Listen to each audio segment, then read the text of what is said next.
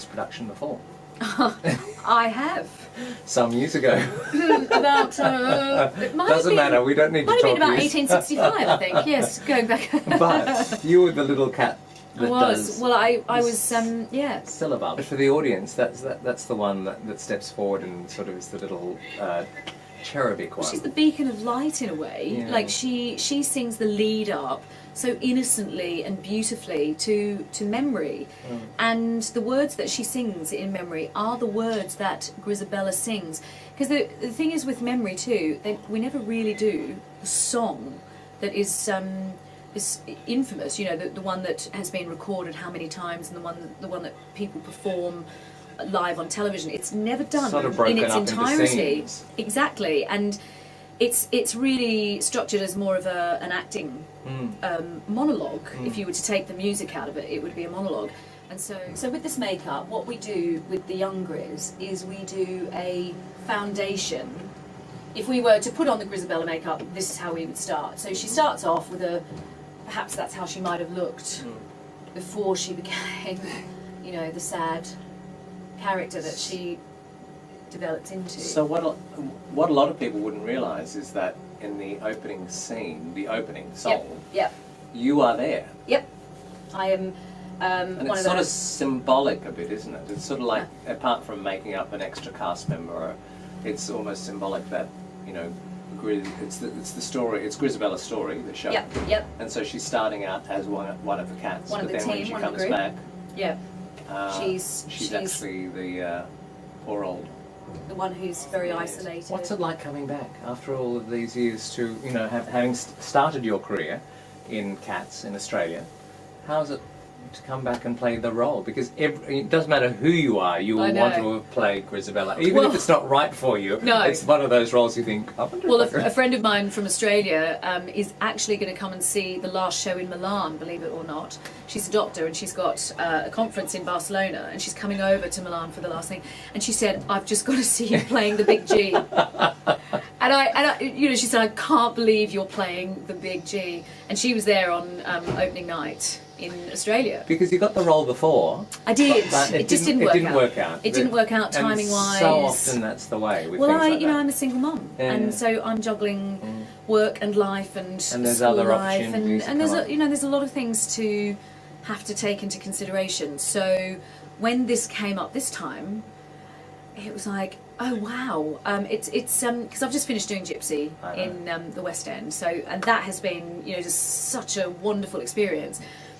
That it's quite nice to have a nice transition out of that phase of my career and into something else. The only thing that I keep saying to my agent and casting directors is, please don't let it bookend my career. So start with Cats, finish with Cats. She wants just one or two more roles before she puts it to bed. I don't want to put it to bed just yet. So that's kind of my little joke. It's like, just don't let it bookend my career. It's amazing doing it. A lot of people saw Gypsy. It was a runaway success. Imelda? Incredible. Yeah, that's what everyone said. You know, just the consummate professional and the real deal. You know, when we live in this society of, you know, a lot of celebrities that are, you know, finding their way into theatre, something that, you know, I've been doing all my life practically, and very much believe in having, you know, a career of longevity. You know, sometimes you find that people get quite a shock when they come into theatre because it's not what they expect. It's not an easy ride. And Imelda was brilliant. She knows, that's where she started. You know, she's a trained actress. And she's just a great company leader. One of those actresses that comes in at 110% every night. Completely. And makes everybody come up to, you know, and I mean, in a lot of ways I like to think that I'm that sort of person as well. You know, I do arrive in a rehearsal room, you know, ready to go, bang. Okay, where are we? I'm here, and I think this is a great place to start. Let's see if we can get here. Because I don't think there's any point in being half-hearted about it. You start. Gillian Lynn has been quite instrumental in this production. She sure has. I mean, there's lots of different productions, and I'm sure there's times when she can't get around the world and be involved in all of them. Yeah. What's it been like working so closely with Gillian on this? Just incredible. absolutely incredible. I mean, she's literally been sitting in my dressing room here, and we have been having, you know, conversations about the history of how things evolved and how she was sort of locked herself away in a room with a couple of dancers, and how she, you know, created the Jellicle Ball, and, you know, how she based it on, you know, certain cats, and you know, they're the sort of conversations you'll remember all your life. Completely. Well, especially, you know, in her wonderful grand age of 90. 90 years old. And she's fantastic. Just so you know, this the lady who designed this makeup wants all of the sort of foundations to be very soft in a way. Mm-hmm. She doesn't like there to be lots of lines or anything, so that it's all just sort of contributes to sort of being more fluffy, like a cat in a way.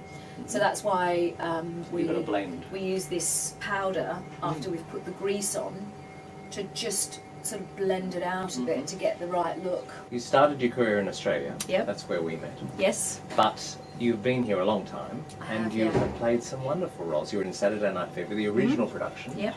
And then you moved into Sunset Boulevard. Are you excited about seeing Glenn Close come? Very. Yeah. Very. Well, I met Glenn Close when I was doing Sunset Boulevard in Toronto. She came to see the production because her partner at the time was the head carpenter, and so I met Glenn quite a few times, and I mean, yeah, she's a phenomenal actress. It's got a lot of buzz about it, hasn't it? Oh yeah, it's going to be very, very exciting. I think somebody said to me the other night from the Really Useful that they have something like 48 orchestra members. 48 orchestra pieces, yeah, on stage. Fantastic. Amazing.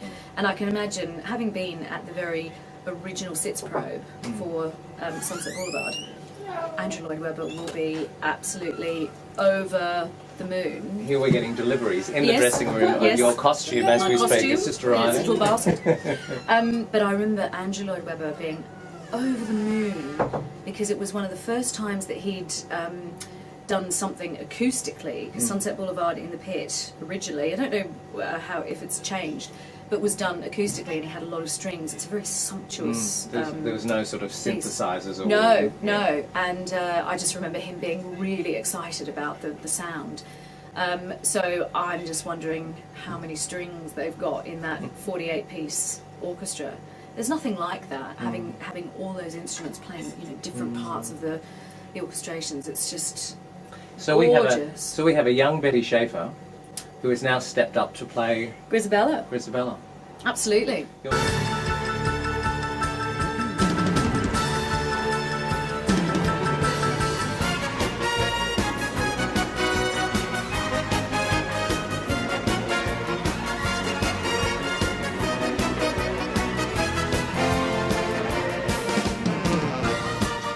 not only, this is our third day actually of actual performances. It must be hard until you get into that mode where it becomes second nature.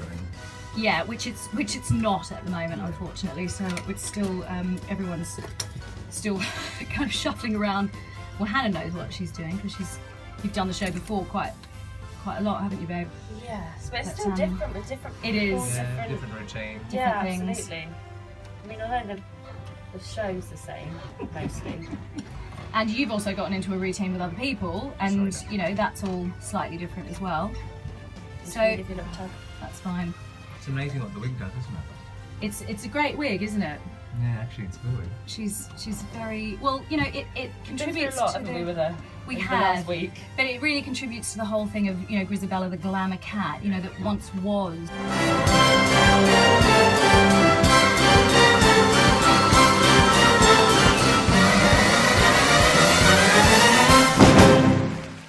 What's the biggest prep for you as far as, I mean, the depths that poor old Grizabella has fallen to, you know, I mean, I remember when I was in the show seeing the prep and seeing the development of that role, Yeah.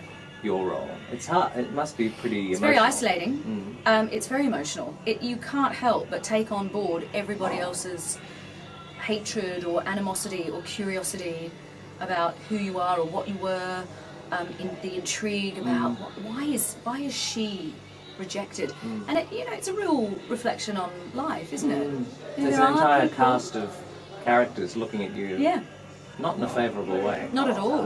No, so it's quite sad. And I was, I suppose with life experience, sometimes in one's own sort of dark moments, one could feel a bit like that in life. Like the world always has turned against you. I mean, particularly as actors as well, when you just can't get a break. And you, in this show, then has the opportunity to express that. Yeah, in that it's a musical. really cracking song. Catalyst. And you have the perfect voice for it. Thank you. You do. You have the perfect voice for it. Thank you. Well, I'm loving it. I mean, I was nervous, and I still am, because I want to be able to achieve that 8 times a week, and that's the hard thing about doing live music theatre 8 times a week, as you know. It's not about banging out one great performance. It's about sustaining 8 really great ones. You don't just work towards one moment. And I mean, I think the thing that I realise playing Grizz now is that structurally the show is so wonderfully set up for Grizabella. I have so much love and respect for the rest of the cast. It's a beautiful cast, and they're so committed, and they're as committed as I was and am, all those years ago. But it's just so wonderfully set up by their commitment and everything that they do that leads up to that, 11 o'clock number. Da, da, da, da, da, da, da. Come on! Give me a break. Because it is a show, when you're in the car, it's a show about youth. Yes, because it's all about dancing and kicking the leg and singing and I'm great, aren't I fabulous, you, and I know everything, and that's kind of the beauty of doing Grizz, is with all those, and I'd never imagined I'd be sitting here saying that. Who'd have thought? As a 17-year-old, what did I know of the industry? Is there a particular show in the week that's the hardest? I don't know yet, because we only because the matinee days are tough. Yeah. Towards the end of the week is tough. It's all about sleep, really, isn't it? It's all about sleep, and and I'm being really good as well. I'm drinking a lot of tea, water, honey and lemon. I'm not drinking. I'm making sure that I try not to talk too much over loud music. It's all of that kind of stuff. You have to be a little bit like an athlete in a way, but sort of 8 times a week. And you're heading off to Italy in a minute. Yes. Italy. Yay. How fabulous. What are you doing in Italy? Oh, just a few cats shows. Just thrilled. I wonder what the theatres are like over there. Well, apparently they're the beautiful opera houses. There you go. And part of the reason that they're opening this up to more music theatre is because there are months on end where these theatres sit empty. In between the operas. Yeah. And so... What a good idea. Yeah. So, and apparently I've never performed in Italy. I've never done a concert or anything. I've done quite a few around the place, but never Italy. And apparently the Italians just love it. But which I can imagine, because Italians are just so demonstrative and so passionate, aren't they? So they'll have to let out the leotard a little bit. Well, Mama all Grizz. that good Italian food. You'll be coming out saying, Come on, touch me. Touch me. It's so easy to feed me. I'll leave you to finish off your makeup and touch things up.